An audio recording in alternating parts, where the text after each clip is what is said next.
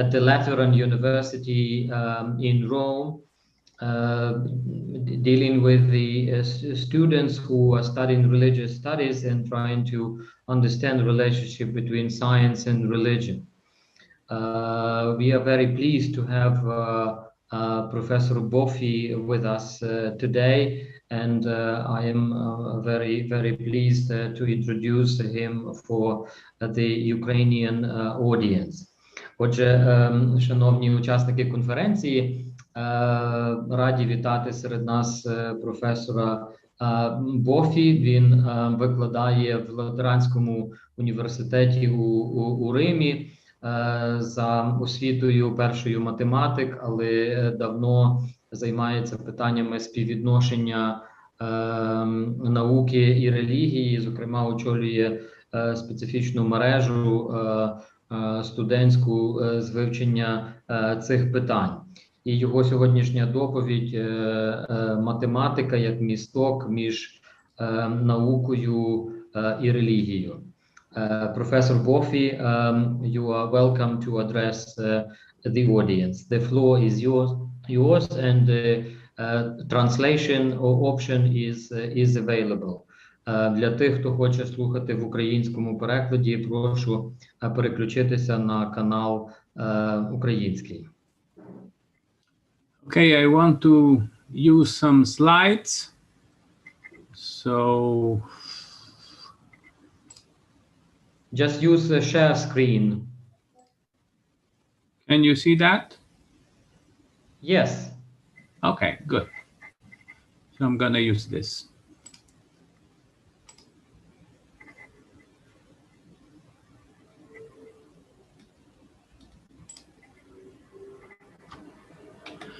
Okay, so first of all, I'd like to thank all of you for the invitation. I would also like to point out that the group on called Science and Faith on the Interpretation of Reality is no longer formally affiliated with Lateran University. It's now an independent institution, but the spirit hasn't changed. And I will follow the slides, perhaps adding here and there some statement. So many scholars consider Galileo Galilei the father of modern science. Galileo Galilei was born in Pisa in 1564 and died in Tuscany in 1642. And I reported here a famous statement. I think that in discussions of physical problems, we ought to begin not from the authority of scriptural passages, but from sense experiences and necessary demonstrations. And this coupled, sense experiences and necessary demonstration, is often considered as a description of what modern science is all about. The statement is taken from a letter that Galileo addressed to the Grand Duchess of Tuscany, Madame Christine de Lorraine, precisely in order to explain his point of view about science and also explain his point of view about the relationship between science and the church authority. So it's true that the key point for modern science is in the words sense experiences and necessary demonstrations, but this entire letter in fact aims to defend scientific investigation from undue religious interference. And in fact, shortly after the passage quoted above, you can read the following words.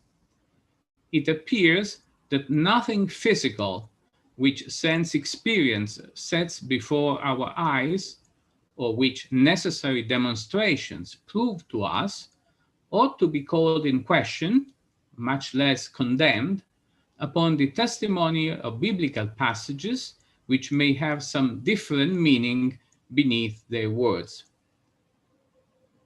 And I think that it's always used to have some little fun when having a talk.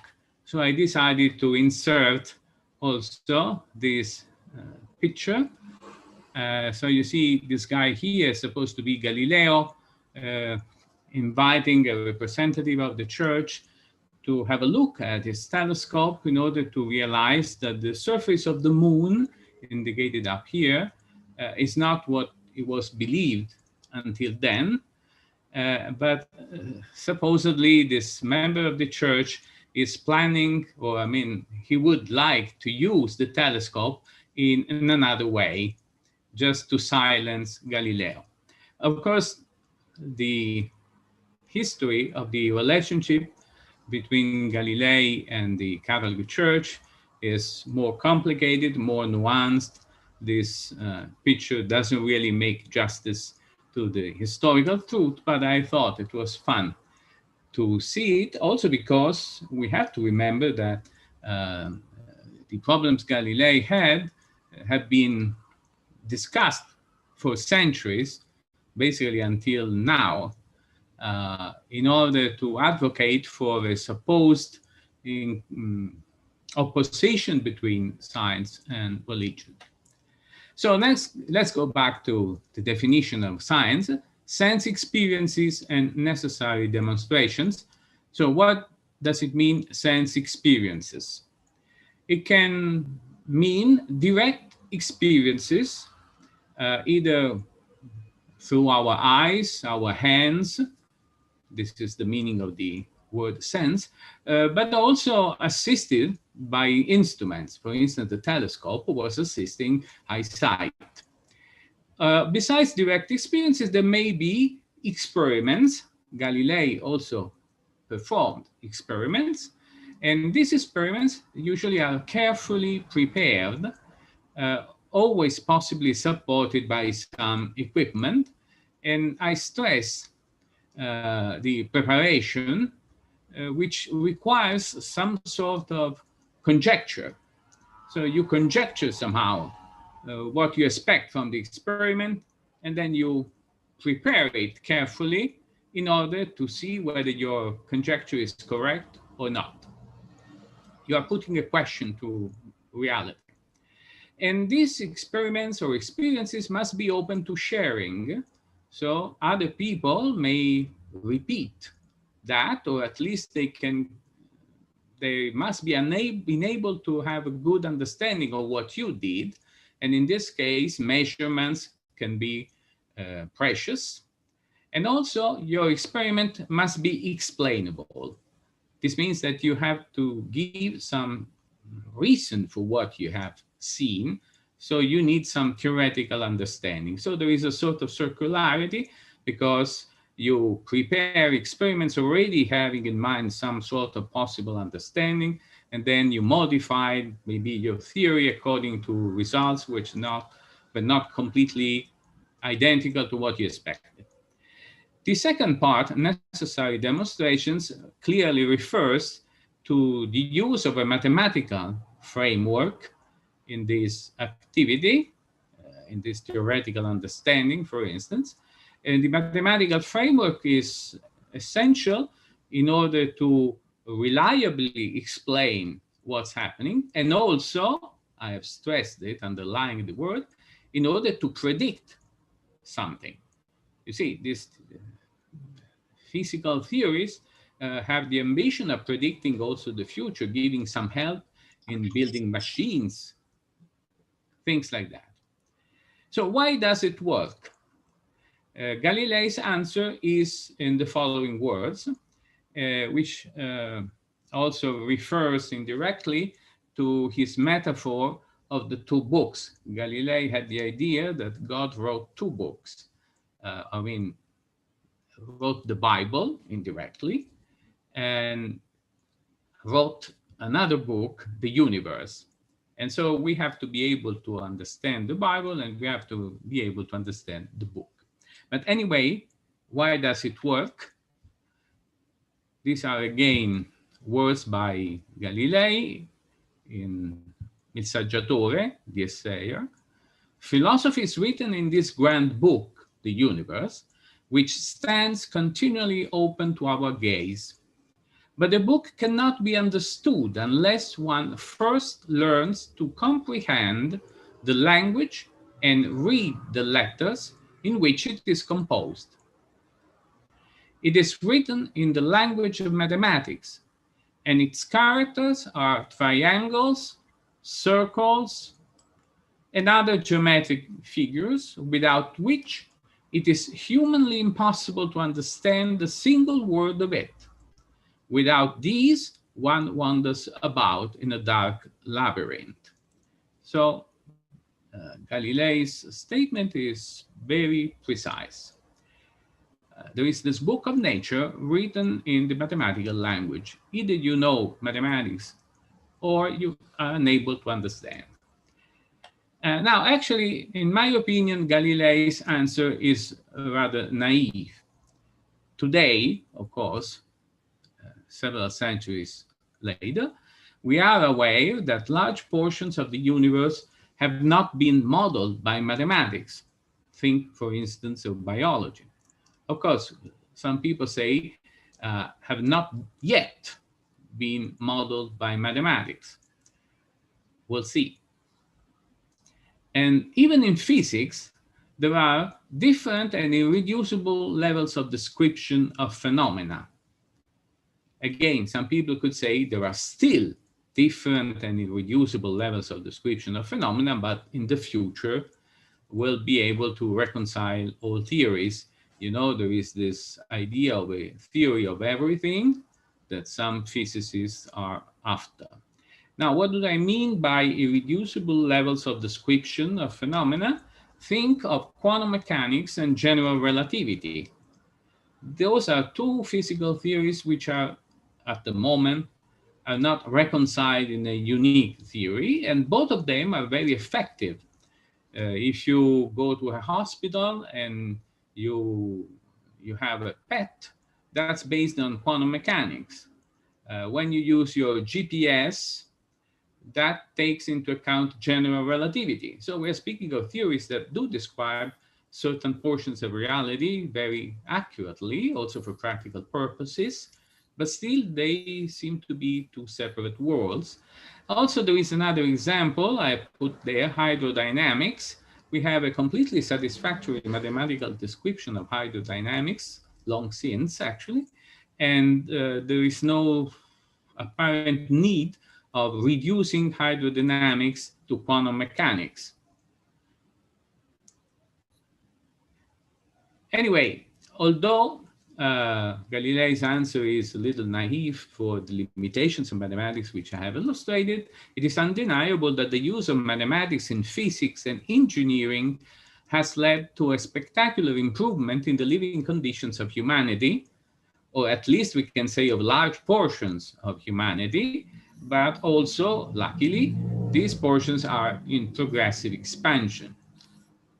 In every part of the planet, governments and people want to take advantage of the benefits afforded by this effective application of mathematics to physics and engineering. Now, the point is that such a spectacular effectiveness of mathematics in physics should be considered surprising. First of all, it is not obvious a priori that some regularities invariant in time and universal in space, what the physicists call laws of nature, must exist in the universe, and much less it is obvious a priori that we can know them. I want to stress, what's a law of nature? It is a regularity which is invariant in time. So it is present today, it was present 100 years ago, it will be present a century from now, and are universal in space. It is present in Ukraine and it is present in South America. So it's not obvious that such regularities must exist, and even if they exist, it's not obvious that we can know them. Maybe there are some we don't know yet. Second, it is something bordering on the mysterious, and this is a quotation I will explain in a minute. It is something bordering on the mysterious, that in order to express the regularities we perceive in the world, it is appropriate to resort to mathematics, something produced by our own mind, and also something produced with so much effort. So the mathematics we use in science is not so elementary. It requires a lot of effort to be devised. And it's not obvious a priori that such a creation, although a brilliant one, of our mind has to be effective in the study of nature, which it's not our creation. The 2 points made above, including the statement in quotation marks, are taken from the following article, the title of which it is Revealing the unreasonable effectiveness of mathematics in the natural sciences. The author is Eugene Wigner, a Nobel laureate in physics. So he thinks that it is inexplicable, the fact that mathematics is so effective. It's a mystery. And Wigner's article has attracted a lot of attention to date, with responses spanning many fields.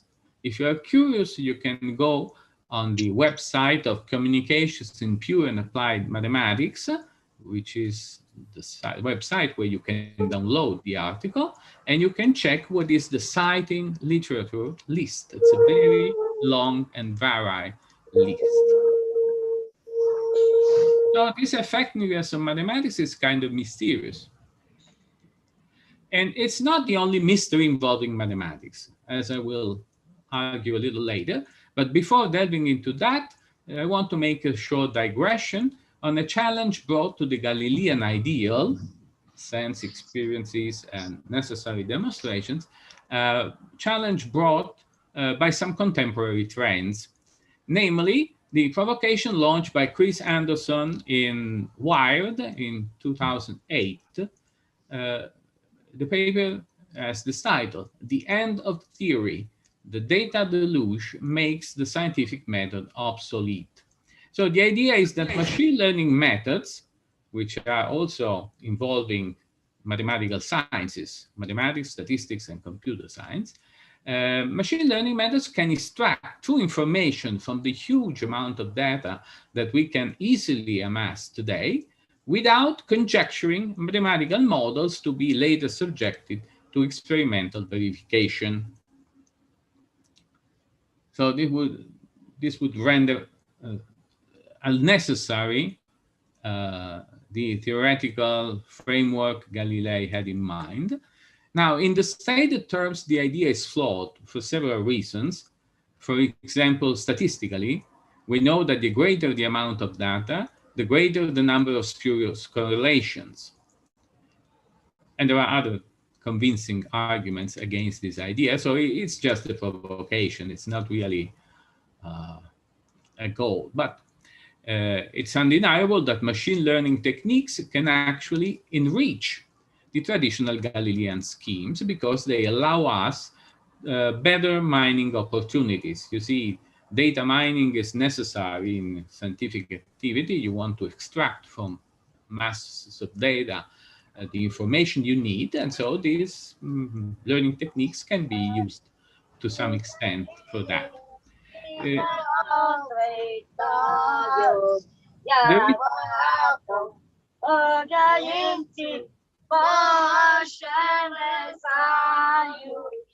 is an interference anyway.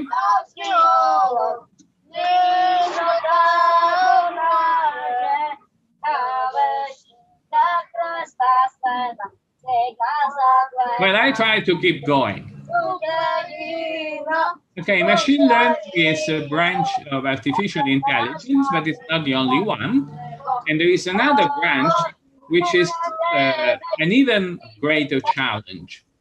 The idea is that you can create intelligent robots able to operate independently from us, according to the Galilean prescription. So you could replace mathematicians, physicists, computer scientists, and the like with such robots, and they would conjecture a theory, devise experiments, perform them, and eventually improve the theory. So this is much more radical than what machine learning could do. Many people think this is just a dream, but anyway, it is a goal pursued by influential and respected scholars like Julia Pearl. He got the Turing Prize, which is some sort of analog of the Nobel Prize in physics, and he's an expert in causal modeling. So what he is looking for is a way of teaching a robot to reason in the same way we do. So going from cause to effect. So I added this. So this is a robot using a microscope, replacing all of us, perhaps. Anyway, now I go back to the mysteries involving mathematics. I said there was another one besides the effectiveness of mathematics, and I have another statement, kind of long one.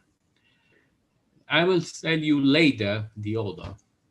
Every time you try a framework from within of mathematics, you are faced with invincible difficulties, and in essence, you encounter a certain form of mystery again.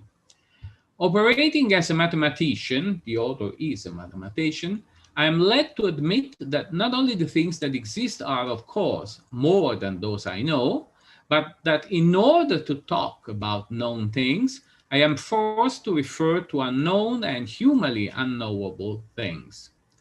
I can never define two areas, one of perfect clarity and one of total darkness. The boundary between the known and knowable and the unknown and unknowable is always uncertain.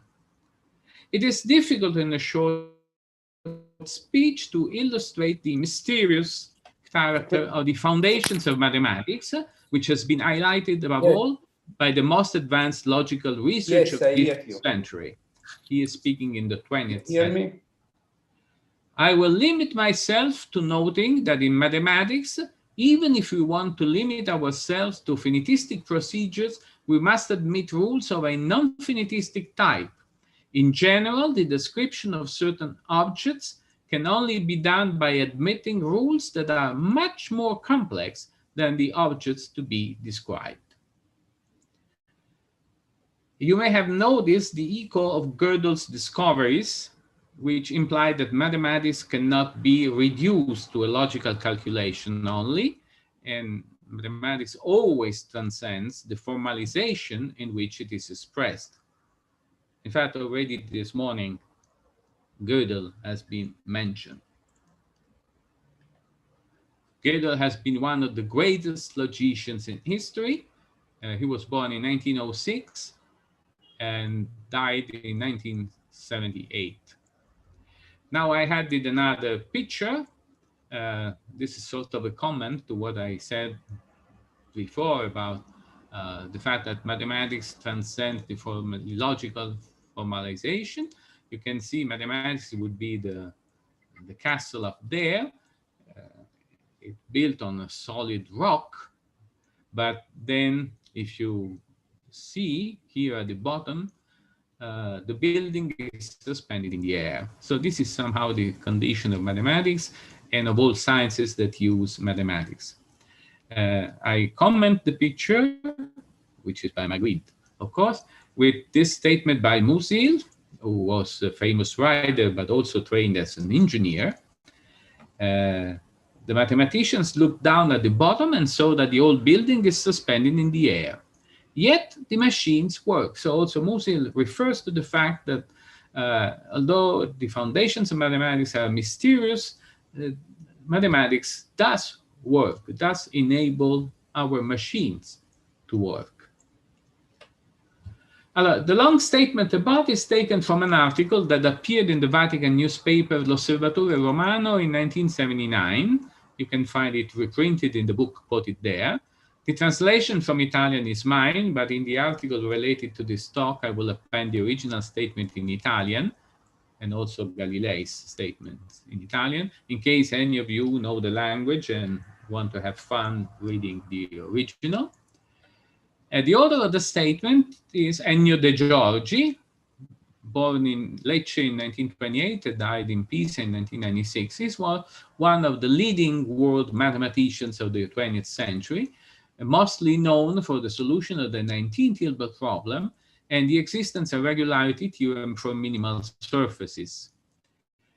I want to stress that solving one of Hilbert's problems is quite an achievement. You see, Hilbert, this leading mathematician at the beginning of the 20th century, listed a number of problems that were supposed to be the problems of the century. I mean, and in fact, most mathematicians did work on the problems posed by him, and solving one of them was rare and considered quite an achievement.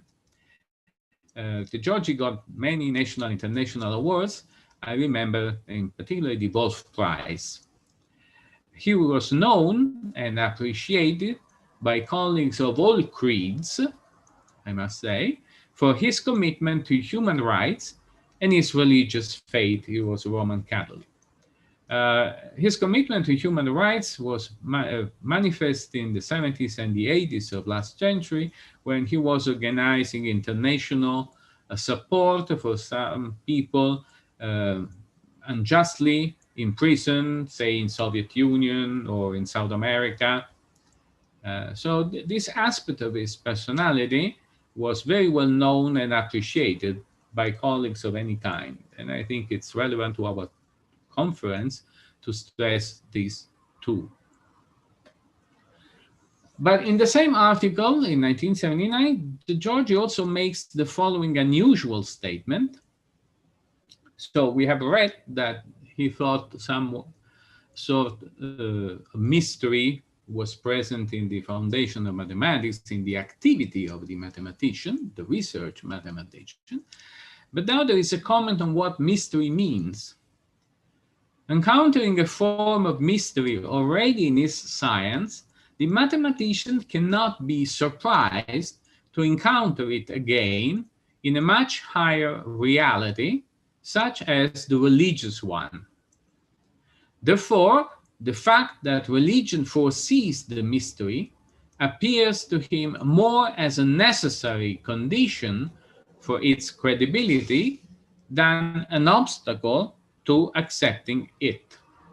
It could be said that for a mathematician, a religion without mystery would be obviously false. So mystery somehow, in his view, is a necessary condition for a religion to be credible, because mystery is also present in mathematics. Of course, a necessary condition is not a sufficient condition. And so some mathematicians have not been and are not religious, but many have been and are religious, starting with Galilei already. In any event, this openness to mystery is remarkable. The same mathematics that helped free scientific investigation from undue theological interference is actually a bridge between science and a certain openness to the mystery of reality. And so this is somehow the explanation of the title I gave to the talk, Mathematics as a Bridge between Science and Religion. The last slide is again a picture. In my view, this is the bridge of mathematics seen from the shore of science. So science is here, where the picture is clearer. And then there is this bridge of mathematics going towards the mystery of life, let's say. The bridge does end somewhere. I'm not claiming that it's a bridge suspended in the air. The bridge does get somewhere, but here some clouds, some fog, makes more mysterious where the bridge is leading to. And so this is the end of my talk. Thanks for your attention.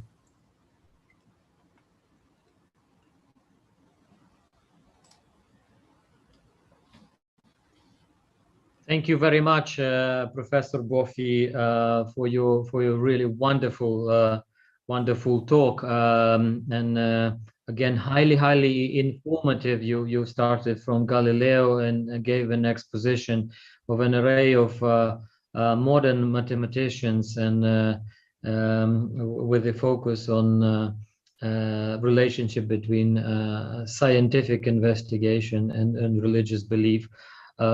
This is really helpful. And now we would like to open the session for questions.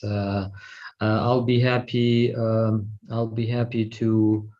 I'm checking the chat.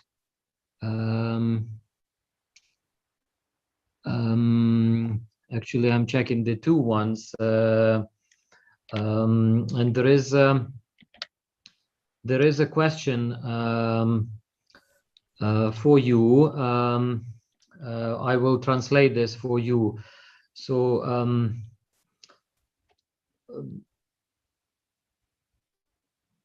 what would you say if considering the Thomas Kuhn's book on the scientific progress and scientific revolution,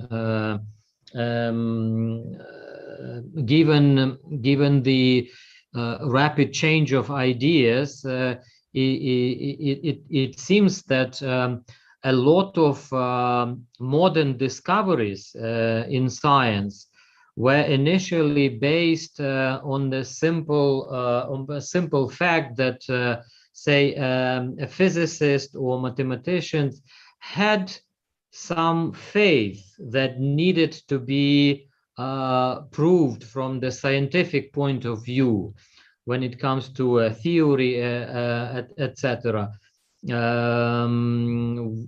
How can then modern new atheists can claim that science is based only on pure facts, when if we analyze the evolution of scientific discoveries, before we proved anything, there was a real act of faith, hypothesis that at first glance needed to be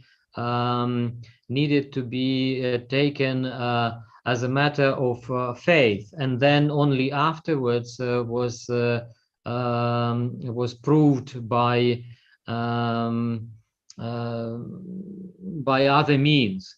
So would you comment on that? How the potential faith of a scientist correlates with the what we call religious faith? Yes, okay. As I was trying to stress, describing how sense experiences work, there is also something before the experiment or even the experience, which is not necessarily a religious faith, but for instance, is a faith in the fact that what you're doing has some sense. I mean, if you are desperate and you think you cannot understand anything of what's around you, probably you don't even start.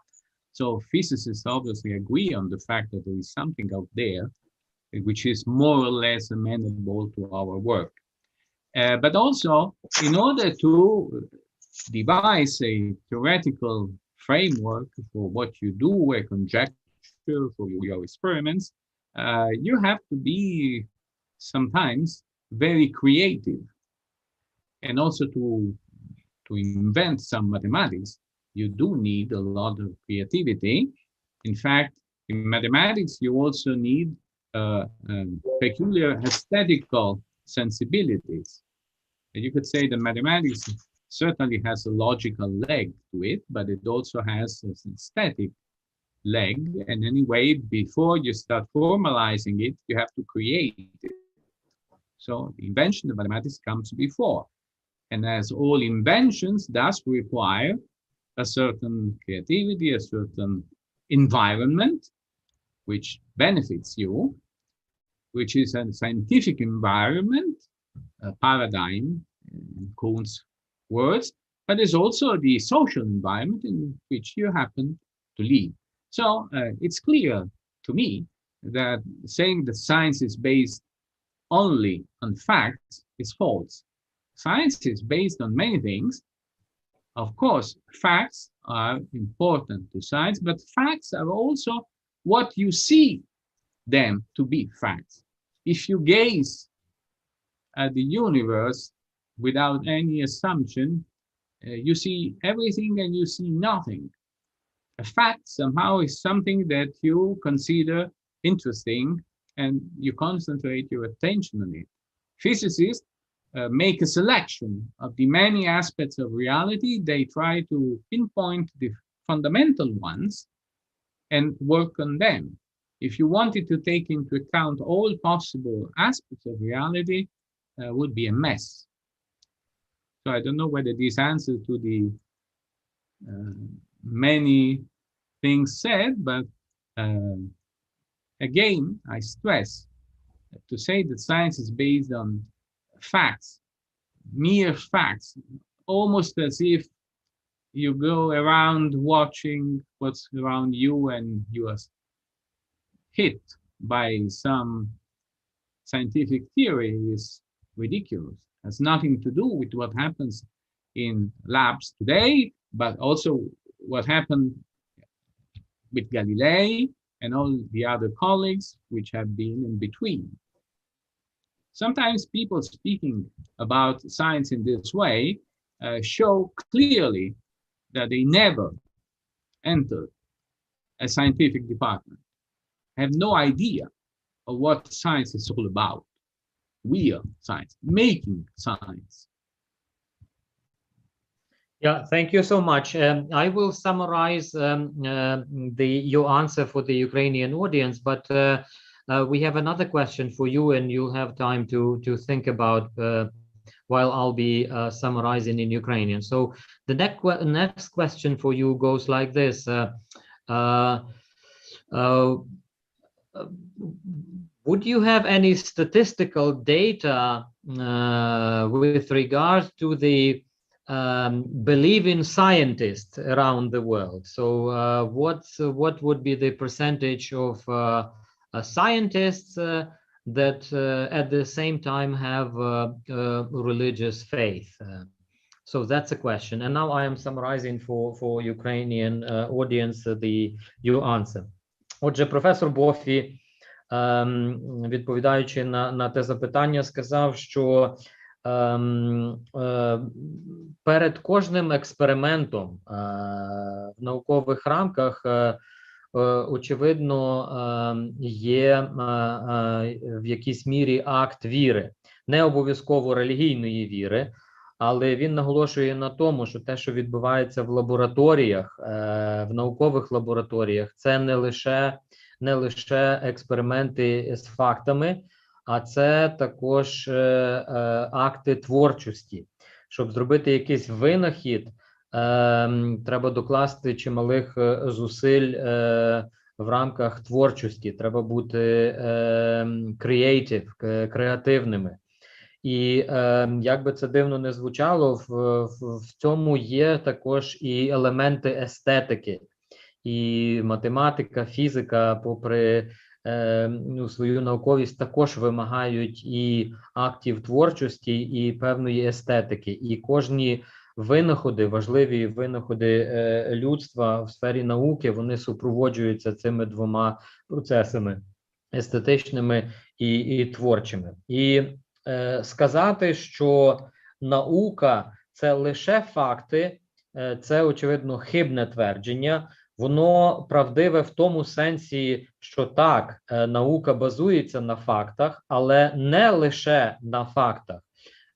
Є ціла інша сфера, як згадали, яка оточує сферу фактів, і вона важлива. І такими були відкриття Галілея і тих сучасних науковців, математиків і фізиків, про які ми сьогодні говорили. Отже, це відповідь на питання. Прозвучало друге питання в чаті, Чи є якась глобальна статистика щодо віруючих науковців? Який відсоток науковців з природничих наук водночас мають релігійну віру? So, Professor Boffi, would you be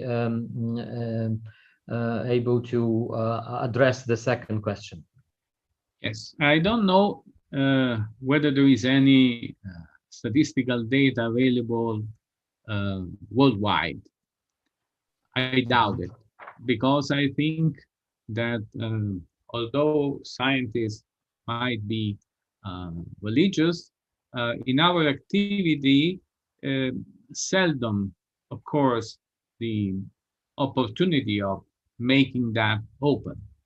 Well, of course, when we sit at dinner during the conference, sometimes we talk about these things. But otherwise, when you give a presentation at a scientific conference, it's less likely that such topics occur, maybe in a philosophical environment or a theological environment. Also, it's different.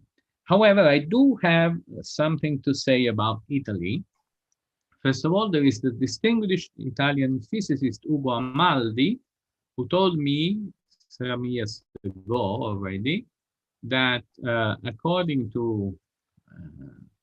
a check he had made, I guess not a statistically perfect check, but anyway, reliable inquiry, most of the Italian physicists were not anti-religious, or in fact they were religious. Also, some of the big names of Italian physics are known to be or have been religious, say Nicola Cabibbo, for instance. And also there is something more objective, so to speak. In Italy, we had and we have several instances of groups of scholars from the hard sciences meeting regularly for many, many years with philosophers, theologians, or even people in the humanities to discuss of the relationship between science and the other dimensions of life. For instance, Giovanni Prodi, who was a very distinguished mathematician, created one of these groups already 40 years ago, I guess. Ennio De Giorgi was also there to create this group, and this group has been meeting regularly until now. And their next meeting is taking place next month. And in this group, several influential scientists, physicists, and mathematicians have been regularly attending. I understand that in Lombardy, they have for 50 years at least, another similar experience with the Seminario Matematico Fisico in Milan. And also Sefir, the group I belong to, has been active for more than 20 years now and is doing basically the same thing. And we always had a lot of positive responses from colleagues of all kinds, scientific or in fields or engineering also. And even if we don't know precisely their religious condition, I never ask a colleague, when I invite some colleague to our conferences, our meetings, I don't ask them, but are you religious? Are you a Catholic? Are you a Protestant? Are you what? I know that most of them are either Catholic or Protestant, because we also have a Protestant Italian community. But what matters is that they are glad to participate into these discussions. And I think this is the most important thing. Then what happens in their interiority, well, I don't know. So it's not statistical data, but at least as far as Italy is concerned, is a positive. Okay. Okay, thank you. I will briefly summarize because we are slightly running behind the time. Отже, відповідь, що, мабуть, немає взагалі глобальної статистики щодо віруючих науковців, її би було дуже важко зібрати, але я можу прокоментувати ситуацію в італійському контексті. Загальновідомо, що, скажімо, більшість фізиків великих імен, включно, є релігійними людьми. Можу назвати ім'я серед таких топ-фізиків Микола Кабібу. Очевидно, частина з науковців, з наукової спільноти вважають себе, можна сказати, об'єктивними, тобто вони не обов'язково якби демонструють свою віру, навіть якщо вона у них є. Але статистикою, звичайно, важко. Але можна сказати про певні платформи, групи, в яких відбувається дуже живе спілкування. В Італії є ціла низка таких груп, де науковці зустрічаються з філософами, богословами і навіть гуманітаріями і регулярно обговорюють проблематику співвідношення науки і релігії. Можу назвати вам ім'я Джованні Броді, який започаткував таку групу, яка до сих пір регулярно зустрічається. Скажімо, в Ломбардії, у Мілані також є семінарію таких математиків і фізиків. І та група, до якої я належу, Сефір, вона також приблизно в цьому руслі діє, але ми, коли збираємося, ми ніколи не запитуємо, а ви католик, протестант. Тобто це не головне питання, коли відбувається такий діалог, а головне, що люди беруть участь у таких міждисциплінарних платформах і зібраннях. І це великий, якби, знак надії.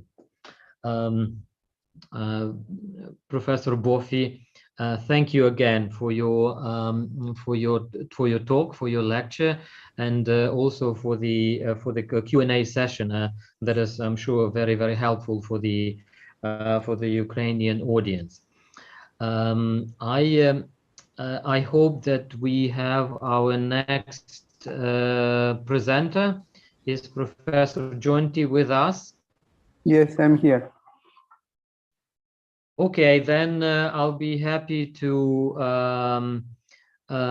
if my colleague Roman Solovi will introduce Gabriele Jonti, and I will be translating for the Ukrainian audience. Dear Professor Jonti, it's a great pleasure for us to have you at this conference, and we are expecting challenging and inspiring presentation, and I'll later, after this English information, give the same information in Ukrainian. I'd like just to mention that Professor Jonti is a member of the Society of Jesus and scientific staff member of Vatican Observatory since September 2010. Also, he is an associate fellow of the Stewart Observatory, University of Arizona, United States of America, and member of other scientific institutions. And now I'll kind of give this brief information about you to our Ukrainian audience in Ukrainian. Шановні колеги, це велика честь для мене представити нашого наступного доповідача, професора Габріеле Джонті. Він є астрономом, професійним астрономом, науковим співробітником обсерваторії Ватикану, Спекуля Ватикана, і також він є науковим співробітником обсерваторії Стюарт Обсерваторії Університету Аризони у Сполучених Штатах Америки, а також учасником декількох інших наукових організацій. І сьогодні він поділиться з нами дуже цікавою доповіддю на тему «Сучасна космологія та кратіо екс нігіло». Так, дуже важливий для християнства, для теології, концепт творення Богом світу з нічого. І професор Джонті розкаже, як цей концепт співвідноситься із сучасною космологією. So, dear Professor Jonti, the floor is yours. Oh, thank you very much for the introduction. Yeah, I should share. Do you see? Yes. You see? Okay. Yes, but you make, yeah, you can make it kind of widescreen. Okay. Yeah. Is it fine Yeah, this good. way? Wonderful. Okay. Okay. Thank you for this invitation. I apologize for coming later. I had the problem with time zone. As you mentioned, I will talk today about contemporary cosmology and creatio ex nihilo being always an hot argument to deal with. As you mentioned, I am a staff member of the Vatican Observatory here in Castel Gandolfo, and we have the Vatican Observatory is the only scientific institution that the Vatican has. There is also the Pontifical Academy, but it's not, strictly speaking, a research institute, and it was founded in 1891, the latest Vatican Observatory, because there was a Vatican Observatory already in 1882 when the new calendar that is different from the so to say, Oriental calendar, we call the Gregorian calendar, on which we was promulgated. They had to test the calendar, and it was established a Vatican Observatory in the Vatican to test the calendar. The Vatican Observatory was at the sort of troubled story because it was closed, open.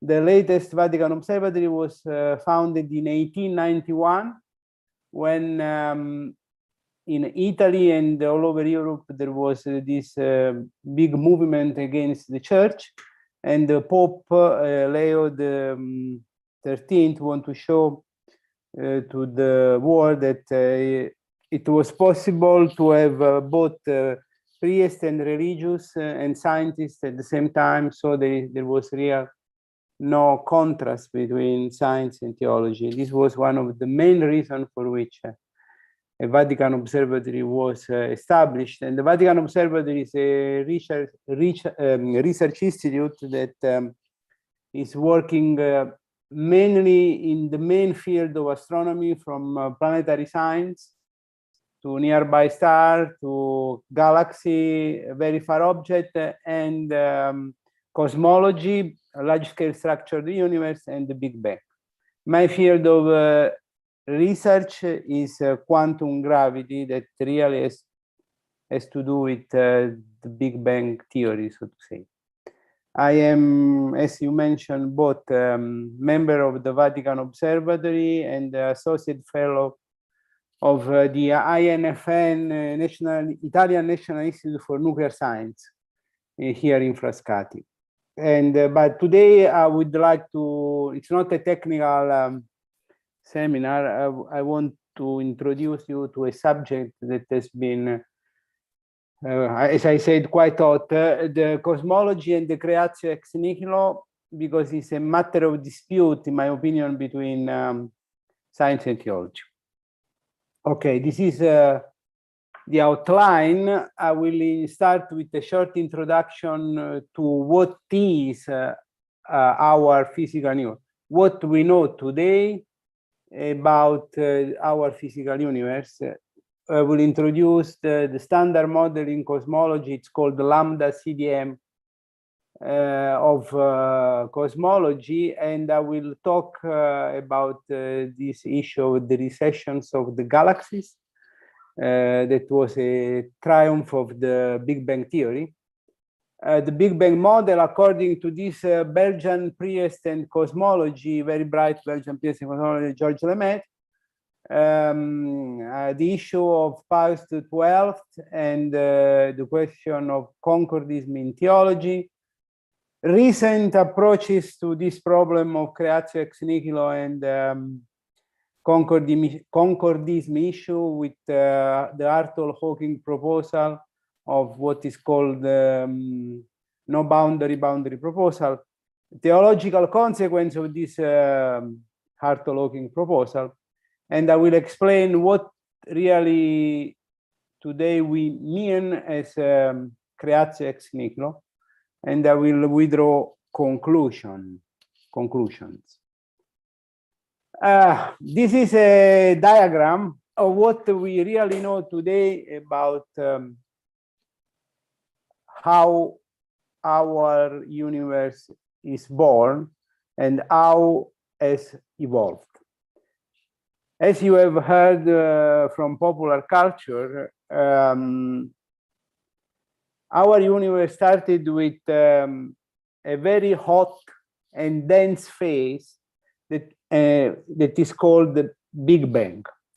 And the first person to have an idea about this hot and phase, with hot and dense phase of the universe, was a Belgian priest and cosmology, Father, later Monsignor Georges Lemaître, was also member of the president of the Academy of Science, Pontifical Academy of Science in the Vatican.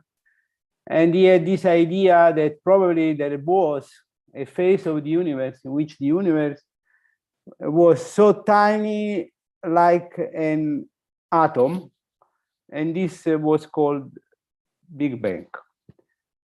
The universe underwent a phase in which he expanded quite rapidly. The equilibrium between the different elements in this atom broke, and the universe started to expand. And this phase of the universe, it's called, the subject of my research. It's called quantum gravity, because in this phase of the universe, two different theories that are general relativity, the way of behaving of gravity on large distances, and quantum mechanics, that is the way of behaving of particle at atomic and subatomic level, should merge. We don't have yet a theory. We are working on these theories. We had a period in which the universe expanded very rapidly. That is called inflation. Means a period of the universe in which the universe expanded much more exponentially fast than today, and it's called inflation. This period was probably caused by the quantum fluctuation of the Big Bang. And the first light of the universe was emitted almost 400 years after the Big Bang, and it's called the cosmic microwave background radiation. And it's still visible, of course, because this was a proof of the theory of the Big Bang. We had the first star that was formed a bit later, almost 4,000 million years after the Big Bang, after the galaxies and all the other structure in the universe was formed, and we arrived to the actual situation in which we have an accelerated expansion of the universe due to an element that I will introduce briefly. It is called dark energy. So to be a bit clear on this structure, there is also an added ingredient in the universe, probably you have heard about, that is called dark matter. When astronomers study spiral galaxies, they found that radial velocity should behave probably, I will show you, like this curve. This is the expected behavior of radial velocities according to the matter we observe. But the real curve is this one. So they make the hypothesis that there is an extra matter in the universe that we don't see, that is called dark matter. And this dark matter is a necessary ingredient to explain this curve of spiral galaxies. The quantity of dark matter in the universe is 26.8%, according to the latest data, of the matter we have in the universe. In 1998, observing type 1a supernova, redshift of type 1a supernova, it was measured that the universe not only is expanding,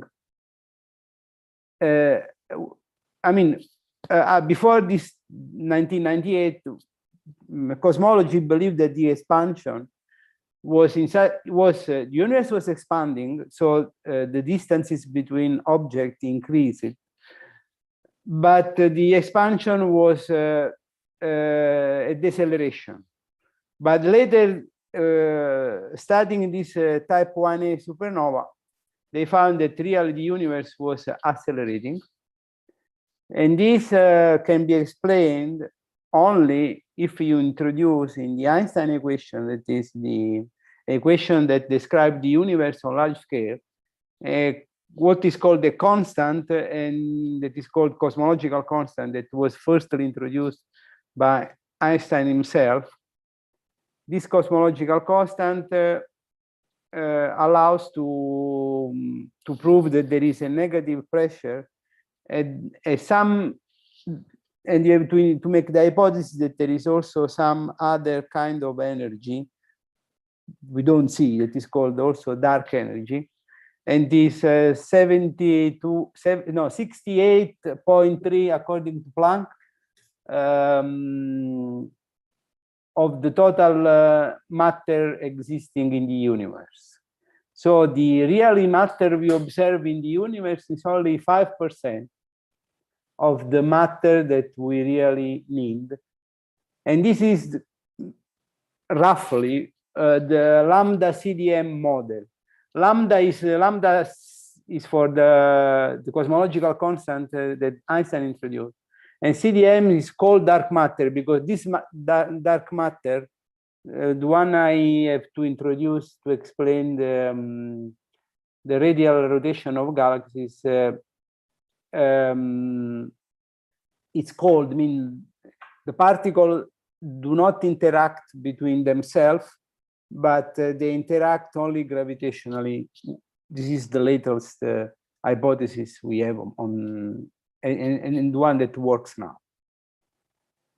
Now, since the universe underwent what I thought I said to you, this inflation,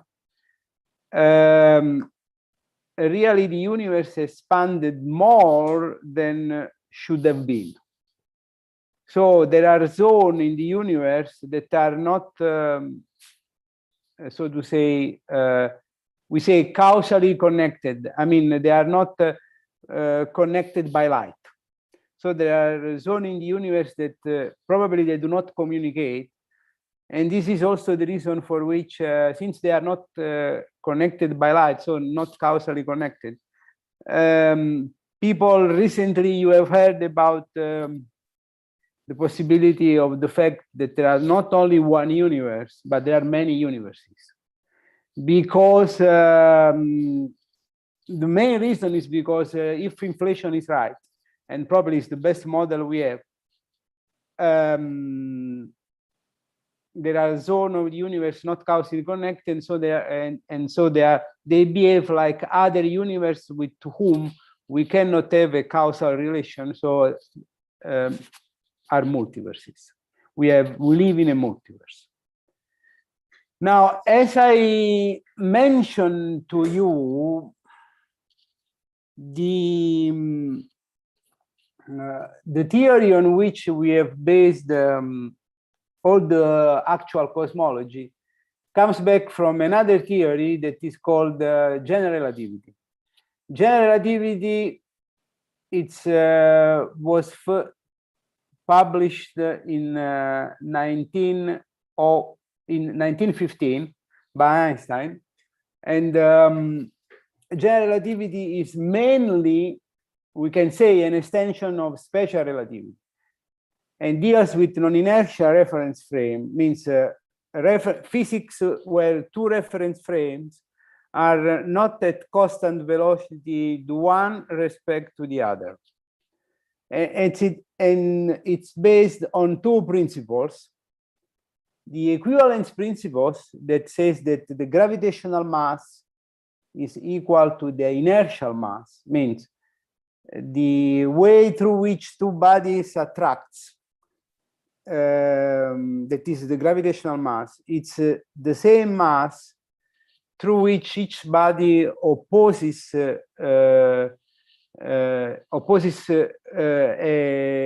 himself to movement. And there's another principle on which general relativity is based, is the covariance principle. The physical law are the same in form, I mean, the same equation in every non-inertial reference frame. You have the same equation. So the equation that described physics should be invariant under general transformation of coordinates, you see. So whatever reference frame you consider, the equation of motion should be invariant. The equation that regulates our physics. A consequence of this theory is that space and time, three-dimensional space and time, are the same, form one conundrum, so to say, the same physical entity, and this space-time is modified by the presence of massive bodies. This is the novelty in this physical theory. In other physical theory, space-time is like an actor, a stage in which all the phenomena happens. Here now, for the first time, Einstein understood that space-time is a physical entity that is modified by the phenomena that happen in it. So this is one of the main reasons for which gravity, respect to the other physical interaction, is completely different, because physical phenomena modify the structure of space-time in which they live. So space-time is a physical entity modified by the presence of mass energy, because in general relativity as well as in special relativity, mass is equivalent to energy. So massive body as well as energy are the source of curvature of space-time. What does it mean? It means that for the fact that a body, a planet, has a mass, he modified the space-time around him, like you see in this figure. So the space-time is modified by the presence of this massive body. Or energy. Energy is the same, because energy or mass is the same. So free falling bodies move on the analogous in Lorentzian space of straight line that now on curved space-time are called geodesics. To give you an idea, on the sphere, for example, the planet Earth, you have that the distance, the shorter distance between North Pole and South Pole, it's not a line, but it's a semicircle. This is a geodesic.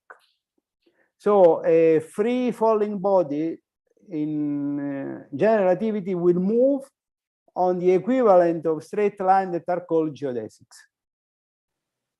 So in this way, gravitational force, it's not longer like in Newton, an action at distance, but now it's a field.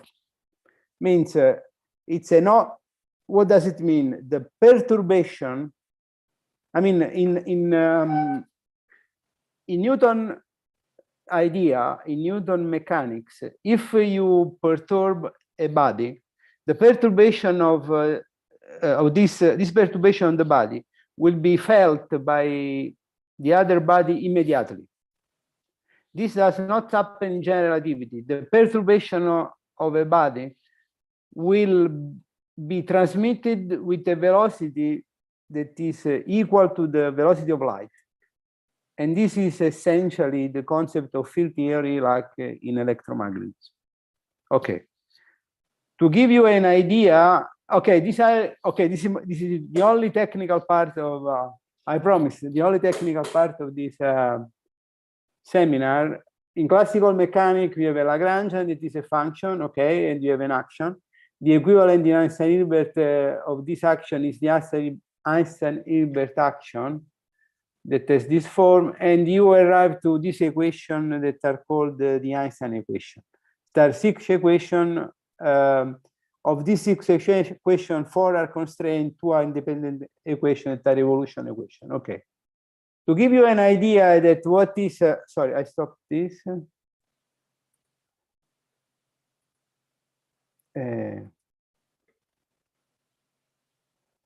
To give you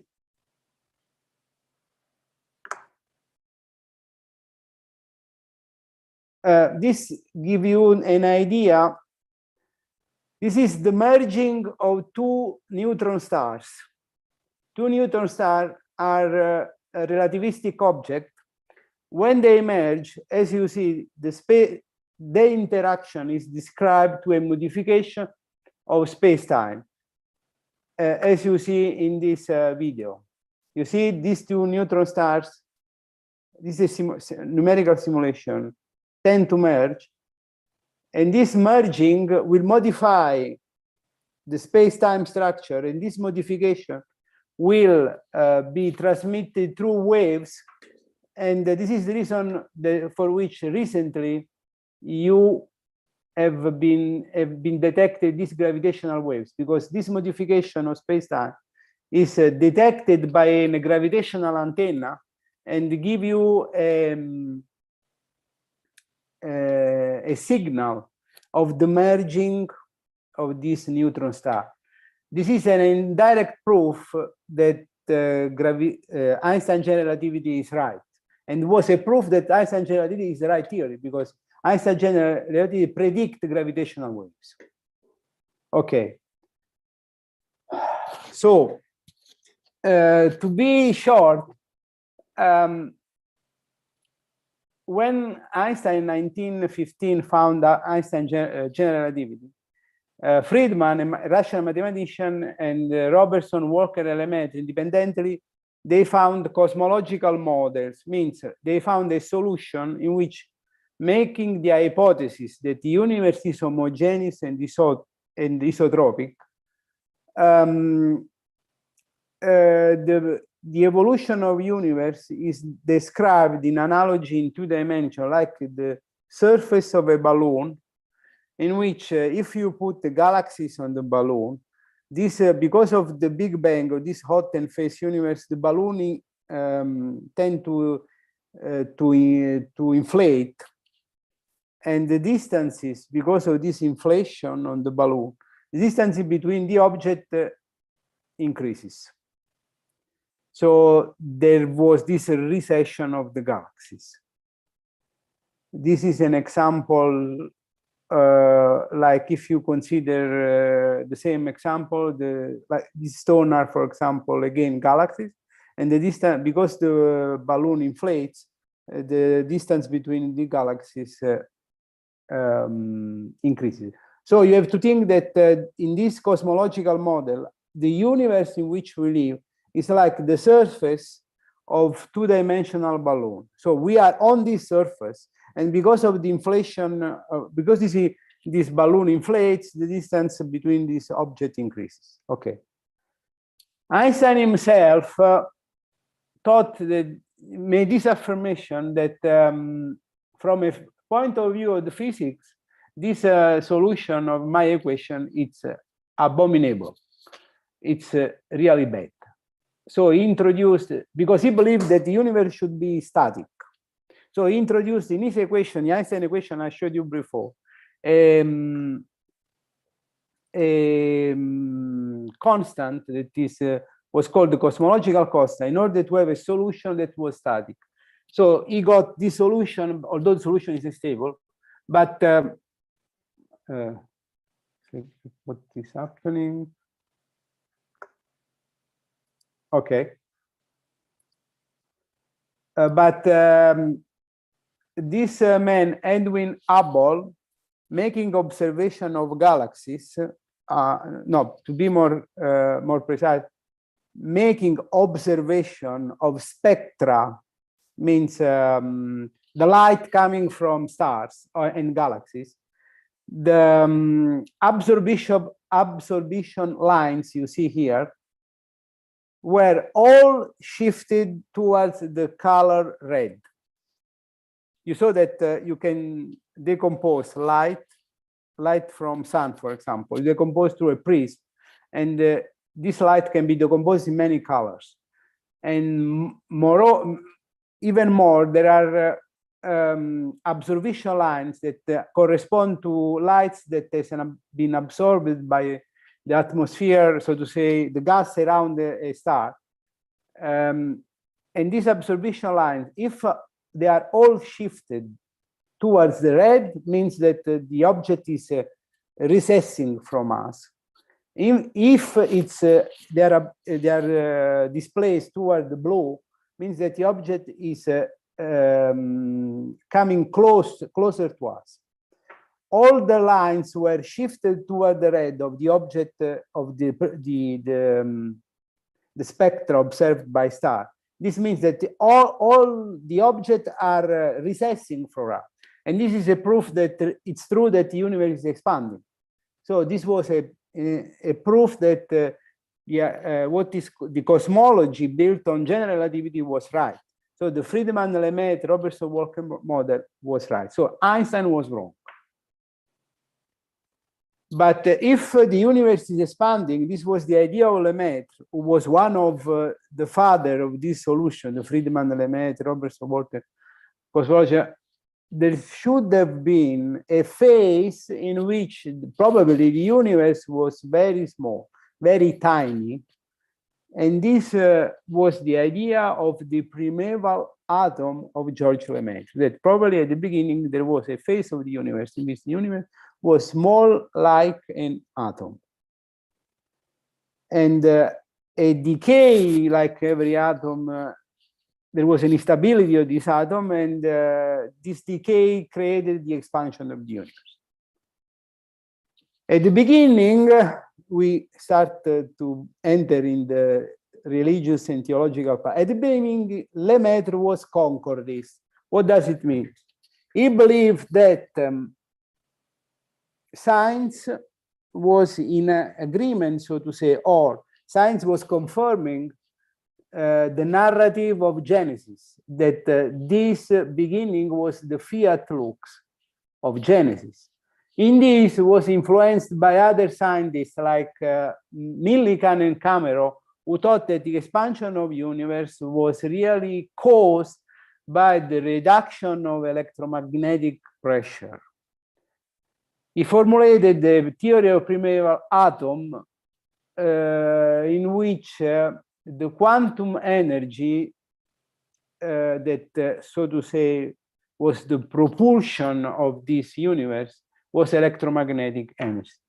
And in that time, he was concordist again, in which concordist means that the science was in agreement with the narrative of Genesis, but he changed his mind later.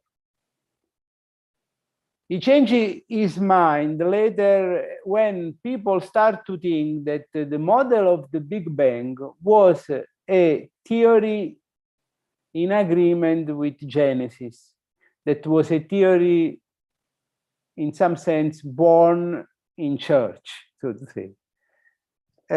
And this was Lemaitre, for other reasons, start to understand that scientific model and theology should stay on two parallel planes that should not intersect.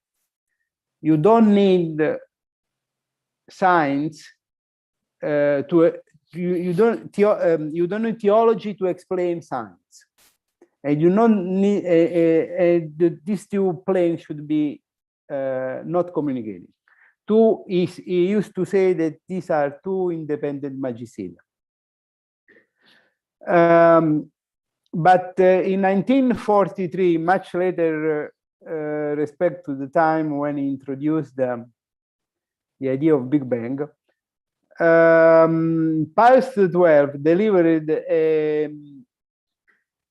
a speech to the Academy of Sciences called 1 hour, un'ora in Italian, the Pontifical Academy of Science. And this is a speech you can find in Italian and the website of the Vatican, in which that has a neo-Thomistic implant. It's mainly based on the first and fifth proof on the existence of God, of St. Thomas Aquinas, the one on mutability and finalism.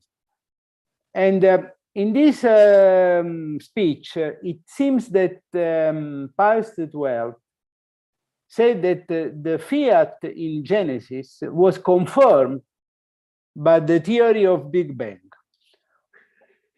Okay, you have to understand the scientific context of that time.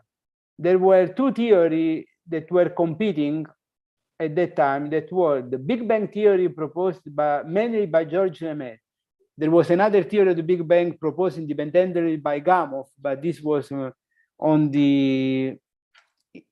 was independent because it was about the formation of natural elements from the Big Bang. It's another story. Anyway, there was the Big Bang proposed by Lemaitre and the stationary state, the steady state cosmology proposed by Hoyle. These two theories predicted both the expansion of the universe, but Lemaitre one was the one who started from the Big Bang, from a beginning, and through a reduction of the density of the universe expanded and evolved. The steady state universe, steady state cosmology of Hoyle, that was against the Big Bang, considered that the density of the universe stays constant all over the phases. Anyway, the Pope entered in this, so to say, competition, saying, okay, it seems that the fiat of Genesis is in agreement with the theory of the Big Bang. So the Big Bang theory should be true. Till that moment, there were no scientific proof in favor either of the Big Bang theory or the steady state universe. They were equivalent because they both explain the expansion of the universe. There were many critics by scientists to this speech of Pius XII, especially because it seems that the church want to enter, the Catholic Church want to enter in science, dictating which was the right model. And Lemaitre, who felt under attack because he was blamed, so to say, to be concordist, to use science for theological reasons. He flew from South Africa to Rome, and thanks to the director at that time of the Vatican Observatory, he met Pius XII. The problem was that the next year, in 1952, the IAU, the International Astronomical Union, that should have the meeting of the net should have been in Italy, and Pius XII was called to give the first speech, and Lemaitre was fearing that again Pius XII would have delivered a Concordi speech. It seems that Pius XII accepted so to say, the position of Lemaitre, and he gave the speech, and was not a Concordi speech. He gave a speech not on the Big Bang and Genesis, but on the other reason. Okay, so Lemaitre continued in this way to keep theology and science from epistemological point of view on two different parallel and independent planes, two independent magisteria. In 1965,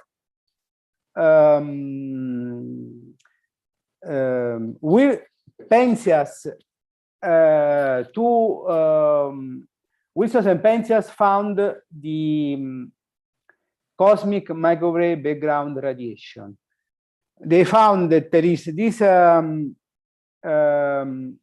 radiation of 3 degree Kelvin, that it's a relic of the first light of the universe, that can be explained with the Big Bang theory, but cannot be explained with the stationary state, steady state universe of Hoyle. So Lemaitre, the Lemaitre theory was right, and the Hoyle theory was wrong. Lemaitre died in 1966, 1 year later, but was very clear that there was at some point a clash between a theological theory, so to say, and a scientific theory, the Big Bang, because it seems that Pius XII wanted to use the Big Bang theory, but probably was not the idea of Pius XII, because it was something who have been suggested to Pius XII by either some other scientist or some theologian. And this is the Concordist model.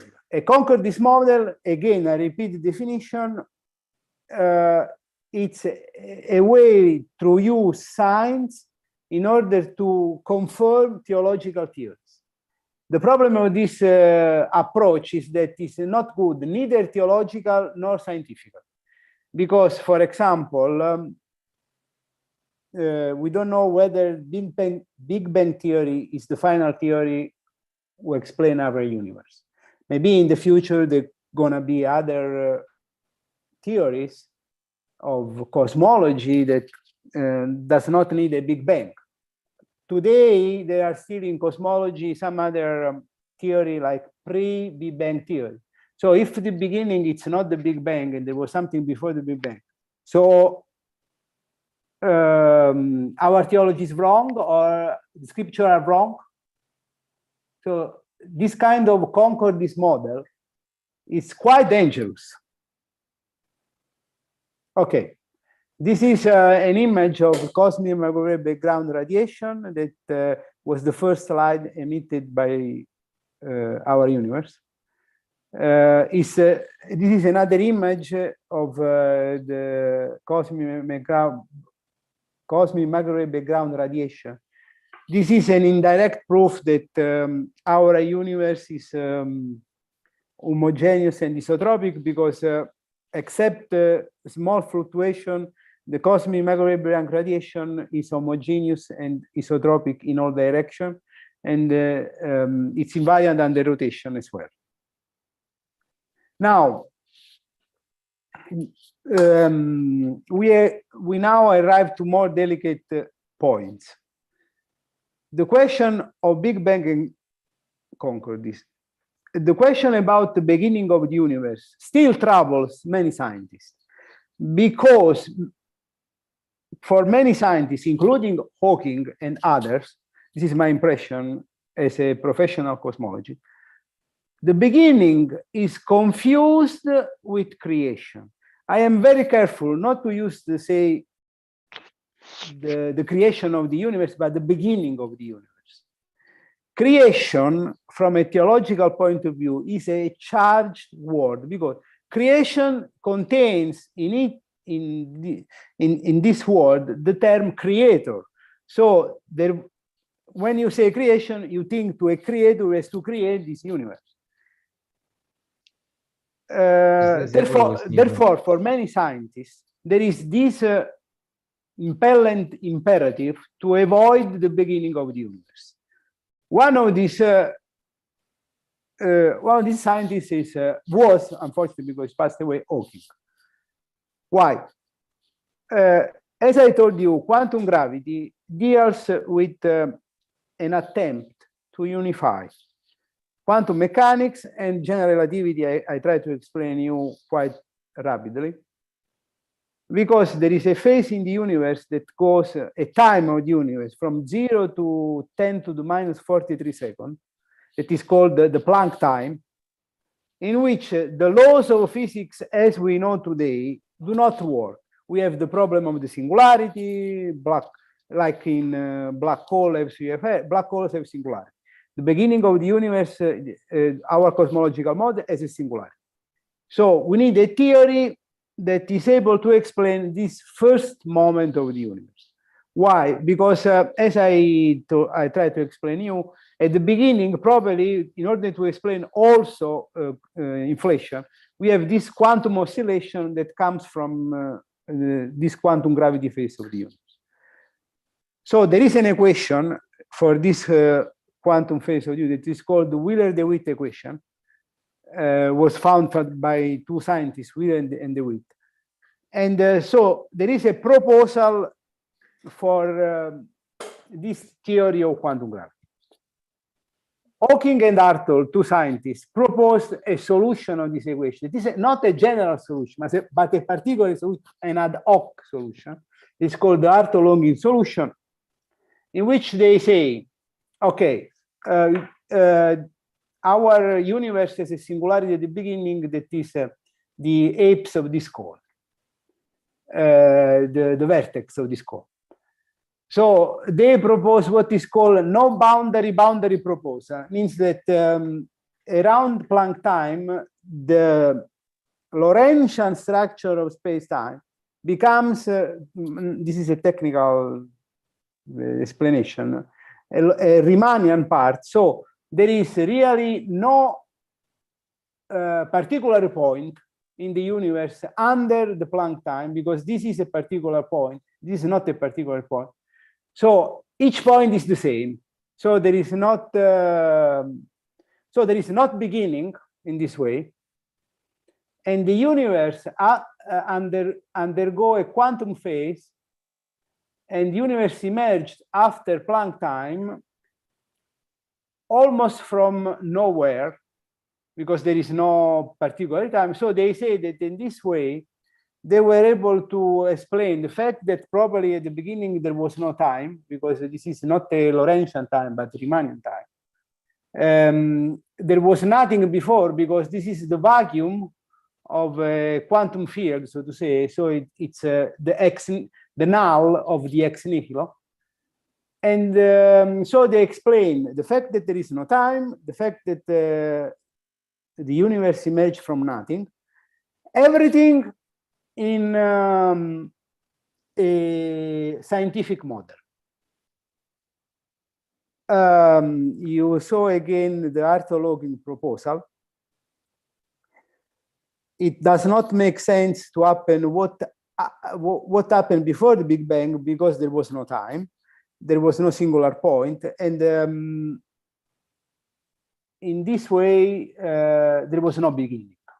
So you don't need a God, because God is associated to a beginning. The creator is associated with creation, because the beginning needs something who has to start the problem, the process. But you don't have a singular point, so you know the beginning of any process. So the process starting by quantum fluctuation, and you don't need the God. So the Arto-Lokin proposal is the following.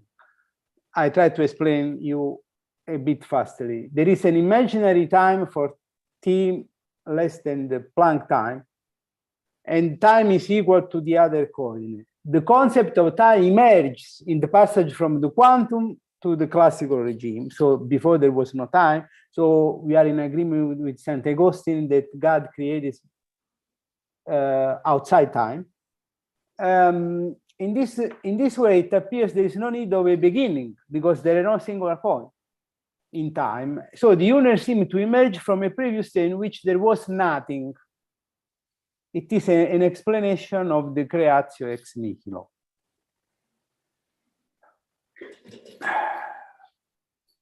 Cosmological singularity implies the problem of explaining the beginning of the universe, which is confused, this is the point, with creation. That is a theological concept. This implies the need to introduce a concept of God, a sort of a demiurge, a creator of the matter energy of the universe that starts the process and after goes away. This is the idea that is in mind to many scientists, including Hawking. So we don't have nothing to explain this beginning. A reasonable thing is to say that there is something that started the process and went away. But if we do this Arto-Lokin trick, there was no singular point, so there is no beginning. So every point is equal to the other one, so there is no need of God. Of course, this is a philosophical mistake, very simple, because the same mistake that Descartes made when he postulated the existence of a benevolent God, who should have been the guarantor of the validity of this philosophical system. It is really a God that I use when I need and employ this God when I cannot explain something. If I don't have something, I have a scientific theory with a beginning, and I don't know who was the beginner. I go back to the concept of God, who is the beginning of this process, a sort of demiurge that starts the process and goes away. But really, this is not the real concept of God. This is what in Anglo-Saxon culture is the God of the gaps. That I use this God when I am not able to explain something. But this is a bad God, either for science and for theology. Now, the concept of God and creatio ex nihilo in theology is a completely different concept. God creates from nothing. The nothing of philosophy and theology is when there is really nothing. Hawking and Arto have in mind that the nothing is the vacuum of a quantum field theory. That is something. It is not nothing. It's something because there is there are the physical laws that exist. There are a state of the matter energy of the universe. So there is something. It's not the nothing of theology. Creation, according to Christian theology, is a relation. Creatio est relatio, would say St. Thomas Aquinas. It has a Trinitarian structure. God creates the world in a relationship of love, spirit, creatio ex amore, through the second person of the Trinity, that is the Logos, the Son, through a relation of love, that is the third person of the Trinity, that is the Holy Spirit. Okay. God sustains creation continuously in the sense that it maintains into being all creatures, even maintains into being physical laws. So God is the creator and the sustainer of the physical law.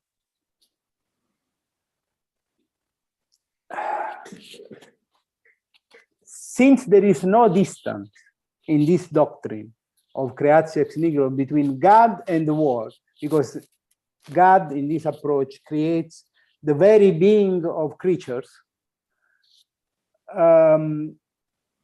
is the ultimate cause of all creatures and gives the beginning to all things, but not in a physical sense, in a relational sense, a relation of love, as we know by revealed theology. Okay. He acts in the world through secondary causes. Okay, according to the scheme of St. Thomas Aquinas, natural laws are secondary causes, causae secundarum, which are the chain of cause of the world. I mean, also the Big Bang belongs to this chain. It's nothing new from a philosophical point of view, not from scientific point of view. The natural law, the first cause of the secondary cause of the natural law, it's God. That is causa prima. This is the doctrine of creation according to the dogma of the Trinity, according to St. Thomas Aquinas. Now, I will try to withdraw conclusion. I think I am out of time, probably. Yes, a little bit already. Sorry? Yes, it's Okay. about to complete. First, for many scientists, since the beginning, as I try to show, since the beginning, Big Bang has been confused with creation. It remained prima facie valid separation of Lemaitre between scientific and theological method as two non-overlapping magisteria. They have two different epistemology from a philosophical point of view. Creation in theology is completely different in respect to the concept to what scientists think. Creatio ex nihilo reduced to zero the distance between God and the world and the creatures. It depends. The creation depends radically from God, who is the first cause of causa prima of the creatures. So I will end with a nice sentence from St. John Paul II. He said very clearly that science helps religion to purify herself from any superstition. Means we have to acknowledge that science is able to purify our knowledge from what is superstition. And on the other side, religion helps science, there is a mistake, to free herself from idolatry. I mean, science is not the system who is able to explain all the reality. There are other levels of knowledge, including theology, that do not enter in the epistemological model of science, as I try to explain. Okay, I will stop here. Thank you. Thank you, dear Professor, for very interesting presentation, especially for the people here who are mostly from theology, philosophy, and other humanitarian sciences. It's quite challenging, but you try to make it very accessible. Thank you very much for your presentation. It was really challenging and interesting. I would like to ask Roman Zawisky to return here to our main room. And since he is a little bit aware already after interpreting you with a lexicon of your presentation, he will share the questions that are in the chat with you. Could you please turn off the share screen? Okay, sorry. Oh, it's okay. Thank you. I have to, okay, one moment. I have to find. Stop share screen. Stop.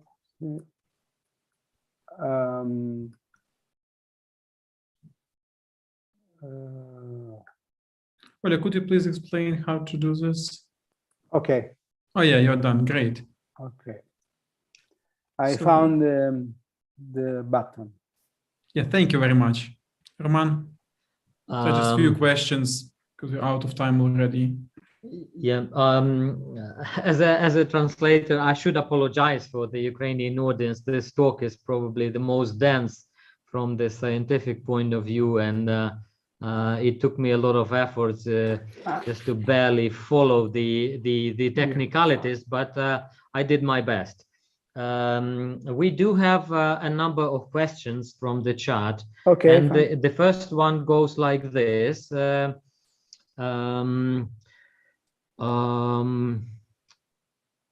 Did you have any chance to collaborate with Professor Michael Haller? I think it's a Polish Templeton Prize winner. And if yes, would you share your experience if you had any chance to collaborate? Питання, чи мав професор Джонті нагоду співпрацювати з професором Міхаелем Геллером? Це польський священник, науковець, призер Темплтонівський, власне, в Кастель-Гандольфу в рамках обсерваторії. Якщо так, поділіться співпрацею і цими досягненнями. Professor Jonty, what would you say? I know personally Michael Heller. He is in a joint scholar of the Vatican Observatory. I mean, he is. Do you hear me? Yes. Yes, we can hear you well. Okay. He's in a joint scholar of the Vatican Observatory. And he has been behind all these series on science and theology conferences who have been sponsored by the Vatican Observatory and CTNS, the Center on Natural Theology and Sciences. So I'm not working in his field because actually Michael Heller is working in a field is called non-commutative geometry. Quantum, it's another approach to quantum gravity. I don't mention it. I have not mentioned it. And but I know him. I know that he is very bright and famous because he won the Templeton Prize, I think in 2009. And I like his approach in science and theology. I'm a bit far from his approach in quantum gravity because I work in a different field of quantum gravity that is called asymptotic safety. So we are a bit far from regarding our research, but as regard science and theology, I like his approach. He's quite bright and famous. He has been here many times in Castel Gandolfo, and I still Okay. Okay. Yeah, thank you. I will summarize your answer for Ukrainian audience, but in the meantime, I'd like you to think about our next question. It's a rather clarification. It goes like this. The idea of God, of the gaps, is not clear. Is it wrong to talk about the hint of creator because the universe has a beginning? Professor Jonty, think about this question, and I will summarize your answer for Ukrainians. Отже, відповідь на питання, чи співпрацює професор Джонті з Міхаелем Геллером в Ватиканській обсерваторії. Відповідь так, бо Міхаел Геллер є довголітнім співробітником і часто відвідує конференції, організовані і спонсоровані Ватиканом і обсерваторією, але, на жаль, наші наукові зацікавлення відрізняються. Я працюю у дуже вузькій галузі квантової гравітації, квантового тяжіння, а професор Геллер займається більш філософськими питаннями, і його проблематика значно відрізняється від моєї. Тому особисто з ним я нагоди співпрацювати не мав, але дуже радий, що він буває часто в Кастель Гандольфо, і що ми, в принципі, трудимося в одному руслі.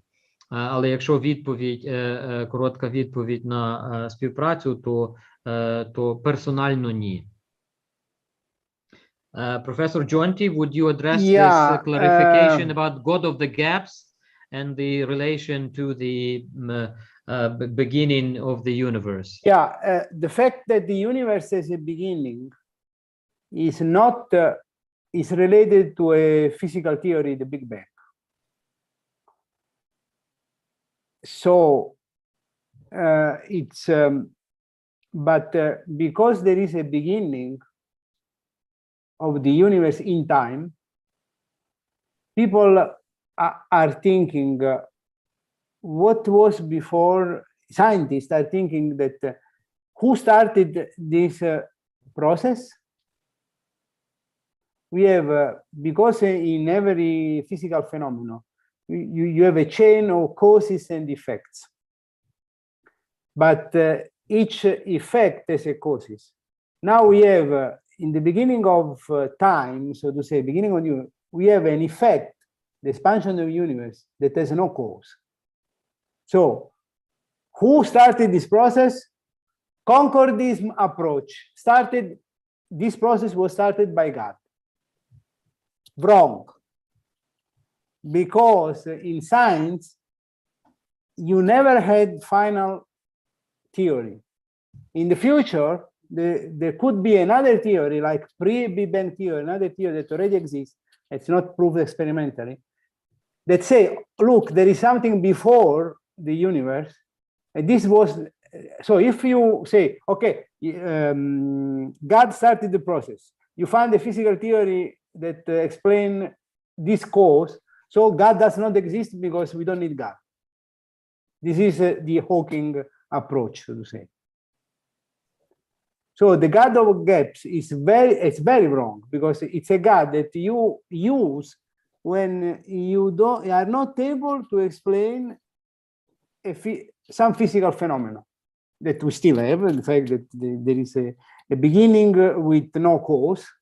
Yeah, it's true that if Big Bang is that, we know that Big Bang is true. We don't know what is the cause, but this does not mean that we have to use God for this. I don't know if I am clear.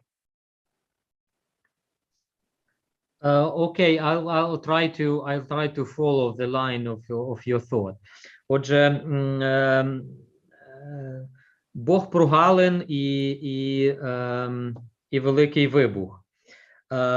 Ну, ми завдячуємо якби мові чи факту початку світу, власне, теорії великого вибуху.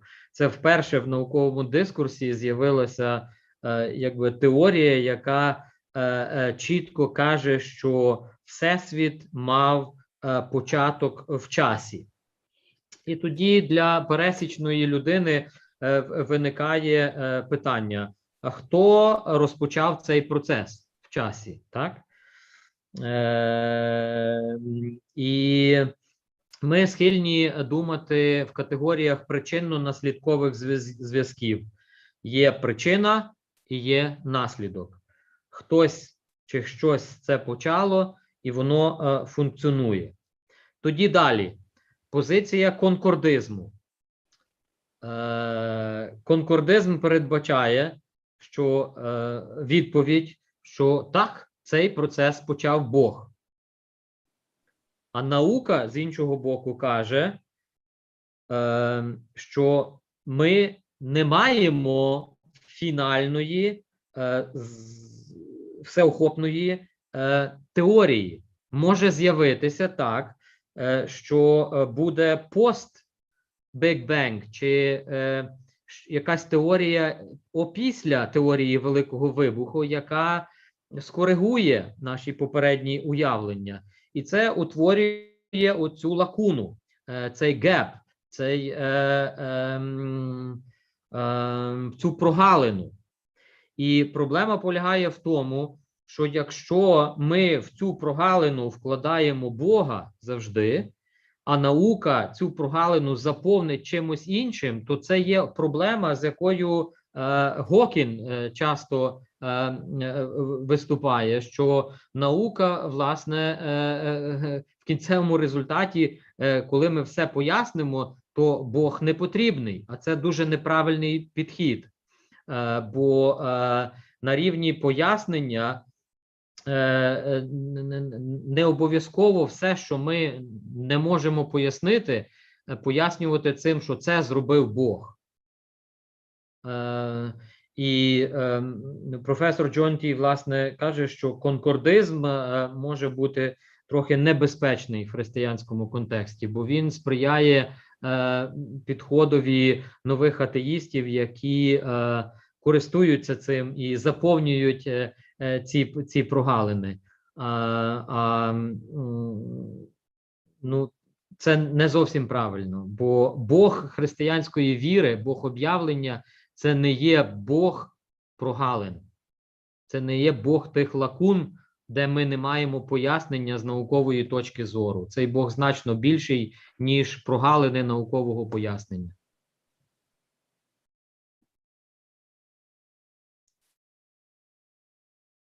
All right. All right. There are other questions in the chat. Would you like to pick up any that you like, Professor Jonty?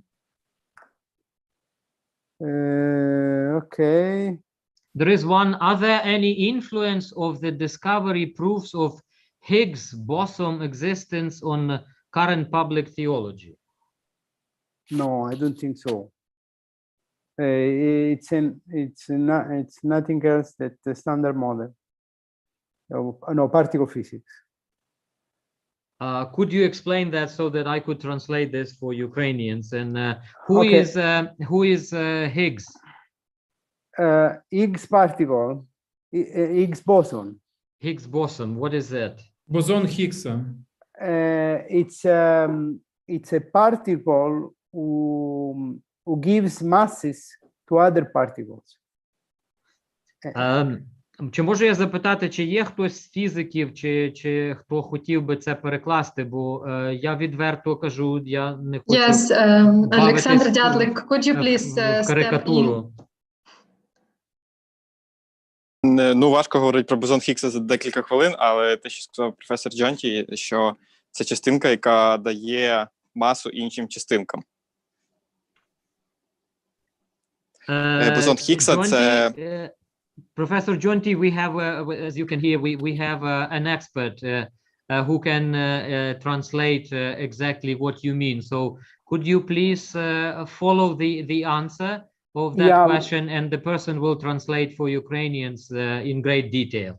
Okay, I'm saying that the Higgs boson, it's a particle who has been recently detected by LHC. Recently, it's almost 9 years ago. And it's a particle who has been, so to say, was in the theory of the standard model of particle in the standard model. And it's a particle who gives masses to all other particles.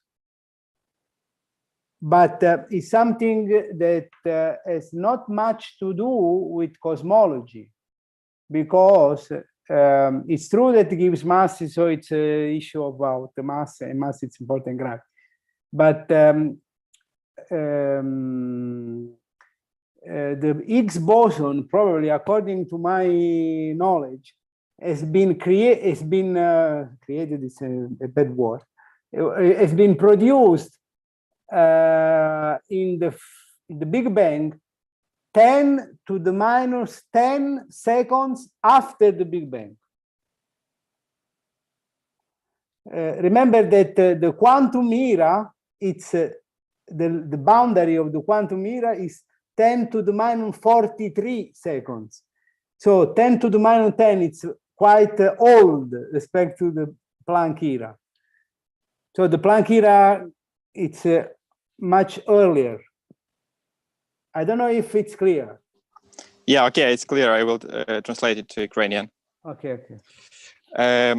Професор Джонті сказав, що бозон Хіггса – це частинка, яка фігурує в стандартній моделі, і вона була підтверджена на детекторі LHC, але вона не має відношення до космології, тому що бозон Хіггса, він з'явився, коли він з'явився в мінус 10 секунди після Великого вибуху.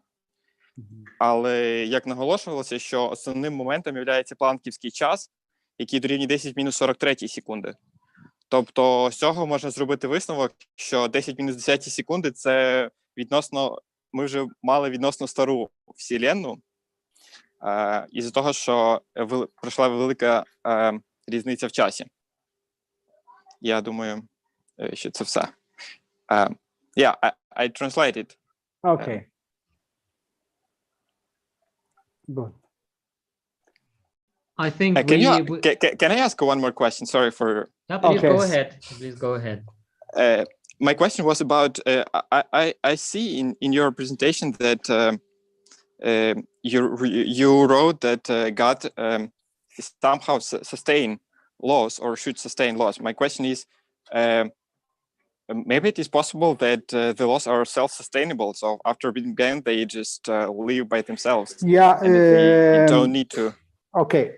This is, we have to, as I try to explain, we have to make a distinction between the physical plane and the philosophical plane.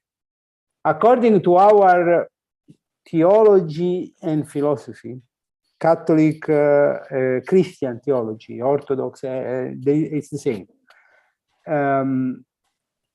God creates the very being, the being of things, the very reason for which things exist. So we don't know why we have this kind of physical law. In theology, we have the explanation of, we have this physical law because there is a providence of God that wanted the world to be like it is. This is the very being of a physical law. God creates the physical law. So since he creates, he gives the being to the physical law, there is no distance, as I try, between God and the physical law. He's also present in the physical law. This is also the reason for which there is panentheism, the presence of God also in nature. Because God creates and gives the very being of things to all things. The ultimate cause, also the physical law, is in God. But this is at the theological level. At the physical level, no. Physical level, we have a law. We know that law is not, so to say, definitive. I mean, for example, to give you an example, Newton's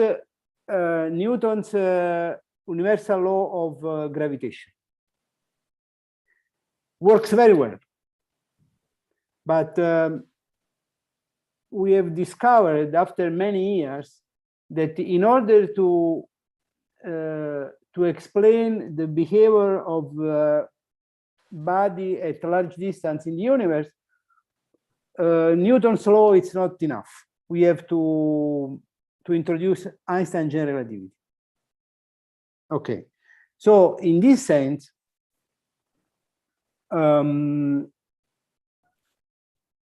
physical laws are not definitive. God is definitive, so to say, because gives the being to nature.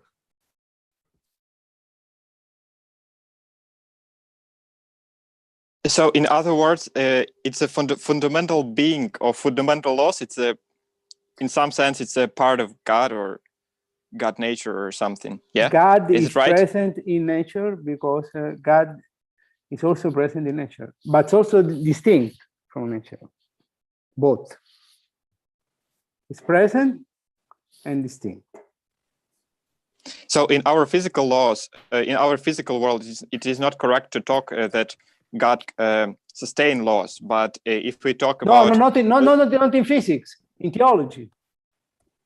In theology, we know that the final cause of everything is God, because He's the creator. But yeah, okay, in physics, there is no meaning to ask about the creator. It's a wrong question. Yeah, okay, I see. Yeah, it's right. Because we study chain of cause and effects. I try to. That's it.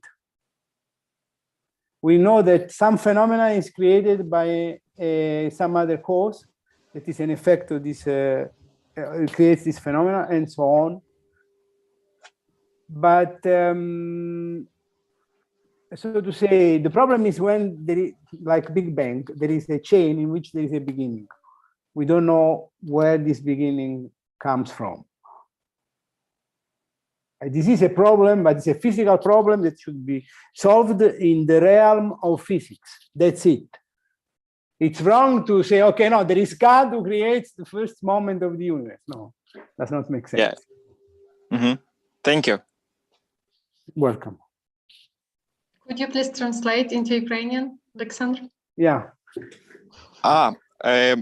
Моє питання було в тому, чи підтримує Бог фізичні закони, і відповідь така, що в нашому фізичному світі це неправда, тому що в фізичному світі потрібно описувати все за допомогою фізичних законів, і ми не можемо говорити про Бога, тому що ми не можемо вивчати Бога за допомогою науки. Але коли ми говоримо про теологічний погляд, то виходить, що Бог дає життя всьому. І в цьому розумінні Бог підтримує закони, тому що він дав їм цю, якби, я не знаю, як це на українській, сущність цих фундаментальних законів. Ось, тому потрібно розділяти, в якому в контексті це говориться.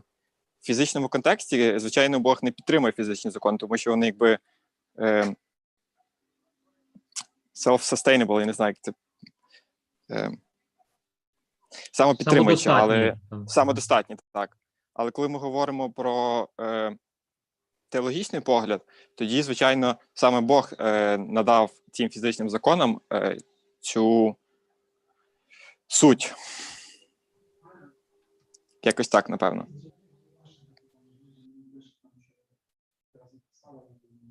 Thank you.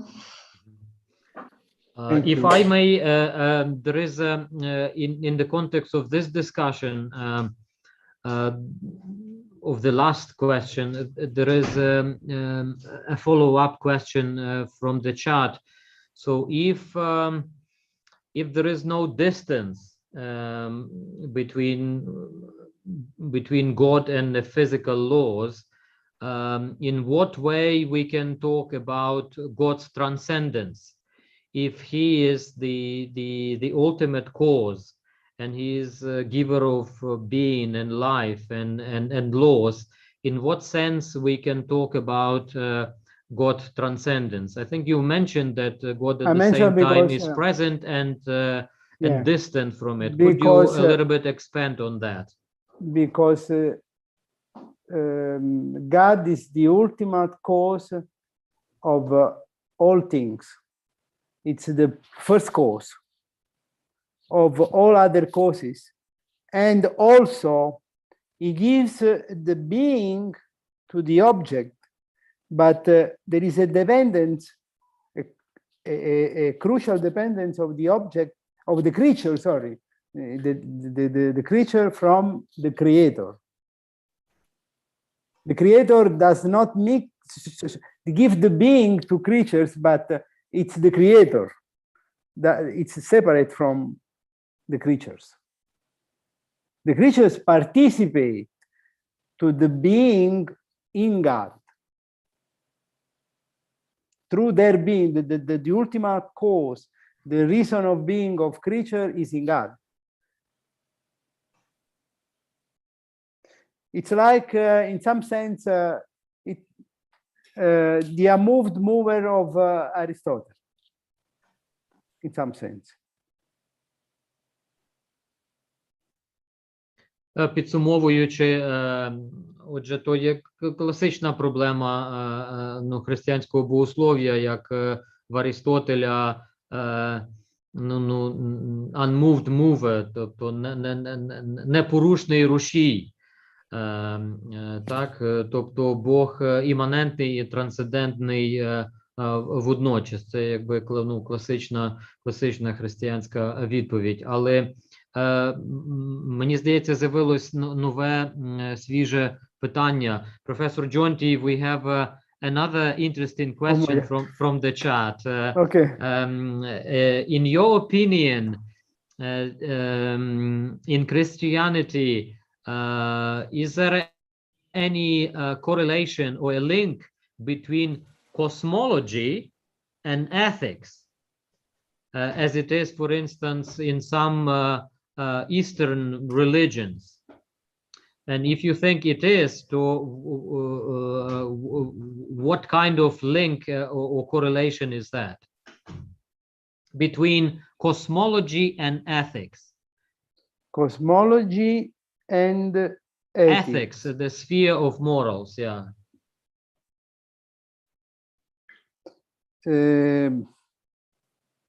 I have some problem in finding a moral or an ethic in the cosmology. You know, science is very neutral about ethics. I mean, science need the ethics. I mean, scientific discovery need to be used in good ways. Can be used in bad ways, as you have seen with nuclear science. So I would say that the cosmology, the physical cosmology, means cosmology from science, is neutral to ethics, needs ethics, needs a good way to use also cosmological discoveries. Not now, because there is no use of cosmological discovery now, but probably in the future with this new discovery of gravitational waves, and could be used in technology for good or for bad. I don't know. Окей. Отже, відповідь. Наука в якійсь мірі нейтральна, і вона нейтральна до етики, до сфери моралі. Ми можемо спостерігати з історії, що наукою можна зловживати. І знаємо приклади, як це сталося в еру атому, і що може статись, коли зловживати наукою. Інше питання, що наука потребує етики, бо від себе самої вона не має. Я лише можу так від себе додати, мені пригадався, власне, дебат між Докінзом і професором Джоном Ленноксом на цей предмет. І там прозвучав такий дуже анекдотичний момент, що якщо ви покладете чи підсипете ціанистий калій своїй бабці в чай, і вона помре, то наука не дасть вам відповіді на питання, чи це добре, чи зле. Вона лише зафіксує. Тому я думаю, що це суголосне, і я би хотів на цьому вже завершити нашу дискусію, бо ми вже вийшли поза час, але Professor Jonty, I would like to thank you for your talk and for this extensive Q&A session, which provoked, as you can see, a very lively discussions at the end of the day, that we are already a bit tired, but still everybody is closely following. So thank you very much for your wonderful contribution. And as well, I'd like to thank all our keynote speakers today for this wide range of talks and problematics that were discussed in the morning and this afternoon. Thank you very much again. And I'd like to say a few words about tomorrow, which is very similar to what we had today. There will be plenary sessions and there will be 2 more panels with the parallel discussions for Ukrainian scholars in the parallel sessions. So Roman, please make a conclusion for the Ukrainian audience and tell a little bit about tomorrow.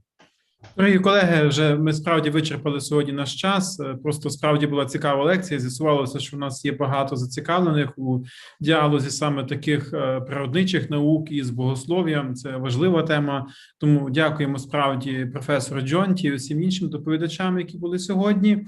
Завтра у нас програма розпочинається о 10:45, але о 10:30 вже відкриється Zoom, і ви зможете під'єднуватися, щоб розв'язати будь-які технічні запитання. І до обіду у нас буде 2 дуже цікаві пленарні сесії, потім 2 короткі паралельні сесії, і завершальна пленарна сесія розпочнеться о 14-й годині. І 2 доповіді у нас завтра будуть мати таку біблійну природу, це доповіді старозавітників, біблеїстів, і одна доповідь буде стосуватися такого дуже цікавого питання, і буде говорити Петр Рошак з Торуня про те, чому богословам потрібно вивчати науку. Тому ми щиро розраховуємо на вашу участь завтра. У нас є ще дуже багато місць на Zoom, ви можете запрошувати інших учасників, щоб вони брали участь в Zoom-конференції, тільки попередьте нас про це заздалегідь, а також розширити посилання на YouTube, на якому можна буде слухати англомовну частину доповідей. Дякуємо усім сердечно за вашу увагу, за вашу активну участь. І на цьому наша робота сьогодні